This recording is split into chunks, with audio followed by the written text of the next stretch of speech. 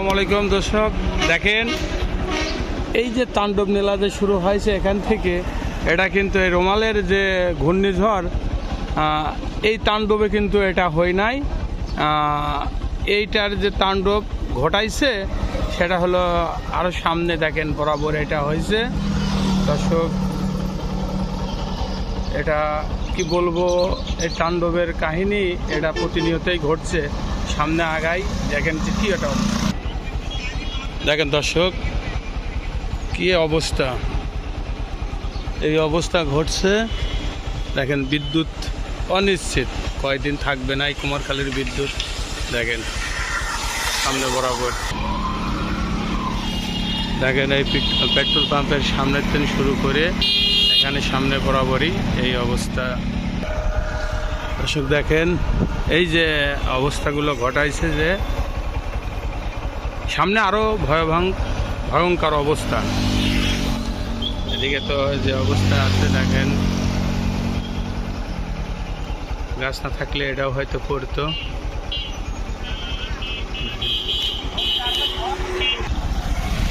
দেখেন কি ভয়ঙ্কর অবস্থা।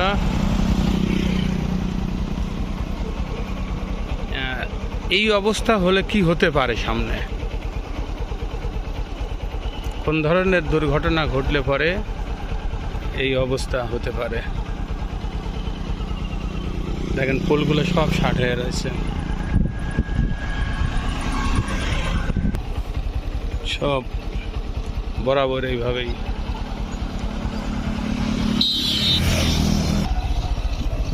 দর্শক এরকম ভাঙছে, 60টা পোল এরকম শুয়েই আছে। আর আগে যেগুলো দেখলেন সব মিলে 14 থেকে 15টা পোলের ক্ষতিগ্রস্ত হয়েছে। এই যদি হয় পরিস্থিতি, তাহলে নিয়ন্ত্রণটা কোথায়, কিভাবে এটা নিয়ন্ত্রণ হবে? প্রতিনিয়ত যে রাজবাড়ী রোডে, এইটা হচ্ছে কুষ্টিয়া রাজবাড়ির হাইওয়েতে, দেখেন এই হলো পরিস্থিতি। সামনে তো দেখলে অবাক, কি হতে পারে, কোন ধরনের এই দুর্ঘটনাটা ঘটছে, কোন দানবে এটা ঘটাইছে। দেখেন এটা সাধারণত কোনো ভাবে তো আর এরকম হতে পারে না। এই দুর্ঘটনা প্রতিনিয়তই, ডানের গাড়ি বামে আর বামের গাড়ি ডানি। দেখেন অবস্থান, এই হচ্ছে সেই দানবটা পড়ে আছে। দেখেন দেখেন কি অবস্থা। দেখেন এই পোল ভাঙার কারণেই কিন্তু ওই মূল থেকে যেটা দেখে আসছেন সেটার কারণ। দেখেন এইটাতে মারছে, এটার এই পোল এইভাবে ভাঙছে, তাহলে কত স্পিড এই গাড়িটা ছিল, যে এখান থেকে 12-14টা পোল এইভাবে ভেঙে পড়েছে, তার ভাঙছে। দেখেন কি এটা অবস্থা। ভাই আপনি কি এখানকার? না, আমাদের কারেন্টের লোক। আচ্ছা আচ্ছা, এটার লাইন হচ্ছে, আপনি তো যেহেতু বিদ্যুৎ অফিসের, জি জি, আপনার হচ্ছে গিয়ে ওইটা কত ভোল্টেজ?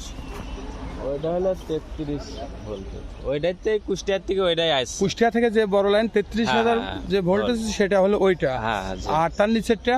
আর নিচেরটা এটা হলো আপনার সার্ভিস, এখানে লোকাল সার্ভিস। এটা লোকাল সার্ভিস লাইন তো মনে হচ্ছে 3টা। হ্যাঁ, আর একটা লাইন 3টা না, তো লাইন হলো 2টা লাইন, 3টা লাইন আছে। 3টাই তো। আর নিচে আছে, নিচে এটা কত? এটা হলো বড় ভোল্ট। আর নিচের ওইটা? নিচের এটা হলো ছোট ভোল্ট। ছোটটা কত? এটা নাই 32। দর্শক শুনছেন যে কুষ্টিয়া থেকে যে লাইনটা আছে, এটা কি আপনার কুমারখালী না এদিকে আমাদের খুবসা রাজবাড়ি পর্যন্ত চলে গেছে? দর্শক এটা যে লাইন আছে, এটা কুষ্টিয়া থেকে রাজবাড়ির যে মেন যে লাইনটা, হাই রোডে ধরে যে লাইনটা গেছে, সেই লাইনের কিন্তু দর্শক এই অবস্থা। দেখেন বরাবর, দেখেন যে এখান থেকে পোলটা 1টা 2টা 3টা 4টা 5টা 6টা 7টা পোল শুয়ে আছে।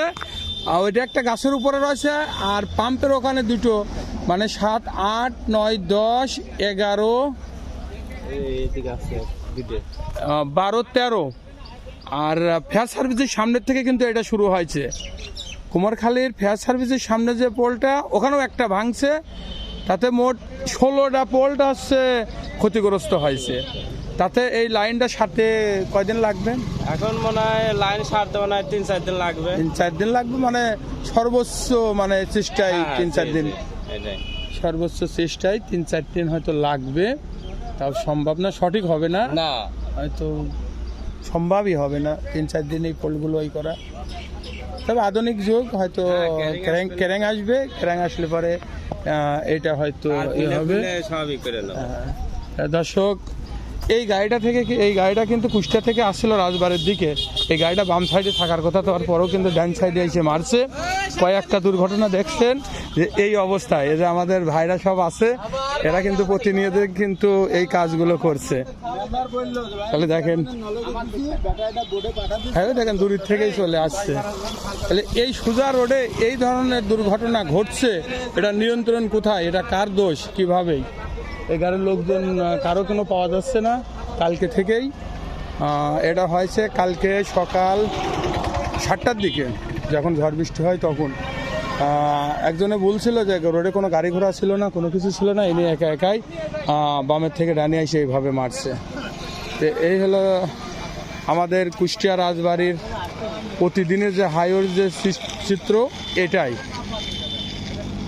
এই যদি হয় পরিস্থিতি, তাহলে পরে কেমন চলবে আর কীভাবেই চলবে? এত সুন্দর রোড, এত সুন্দর গাড়ি, তারপরে একটাই সমস্যা, সেটা হলো ওভারলোডিং আর ওভার স্পিড। এই দুটো জিনিস নিয়ন্ত্রণ করতে হবে। আমরা এখানে স্থানীয় একজন শ্রমিক নেতা আমাদের ভাইয়ের কাছে একটু শুনি। ভাইয়ের নামটা যেন? মোহাম্মদ আবু জাফর। জাফর ভাইয়ের কাছে। আচ্ছা, এই যে ঘটনাটা ঘটছে, এটা কিভাবে রাত আনুমানিক ফজরের আজানের পরে একজন বলে 7টার দিকে? না 7টার দিকে না, 7টার ফজরের আগে। আজানের পরে ঘটনাটা ঘটছে। তো ঝড়ের ভিতরে, সেটা আমি ঝড় চলাকালীন, অতএব বলতে পারবো না অ্যাকুরেট কিভাবে হয়েছে। তো এটা হওয়ার পরে প্রথমে ফায়ার সার্ভিস আসে, তারপরে আমি সংবাদ পাই। আমি আসার পরে এখানে কাউকে পাই নাই। পরে খোঁজাখুঁজি করার পরে ড্রাইভার হেল্পার হাসপাতালে পাওয়া গেছে। আচ্ছা, ওদের কি তারা দুজন অবস্থা? আহত, হাতে লাগছে, ড্রাইভার সাহেবের হাতে লাগছে। গুরুত্ব না কি? না, খুব একটা গুরুত্ব না সম্ভবত। আচ্ছা, এই দুর্ঘটনার কারণে কি অন্য কোনো গাড়ি, অন্য কারো কোনো ক্ষয়ক্ষতি না, হয়েছে? অন্য কোনো গাড়ি বা অন্য কোনো ম্যান কোনো ক্ষয়ক্ষতি হয় নাই, যা হয়েছে বিদ্যুতের। ওকে দর্শক, অন্য কোনো কারোর সঙ্গে হয় নাই, সে একা একাই এই দুর্ঘটনাটা ঘটাইছে। যা ঘটছে বিদ্যুতের উপর দিয়ে গেছে আর গাড়ির উপর দিয়ে গেছে। দর্শক দেখেন, এই হলো আমাদের কুষ্টিয়া রাজবাড়ির প্রতিদিনের চিত্র।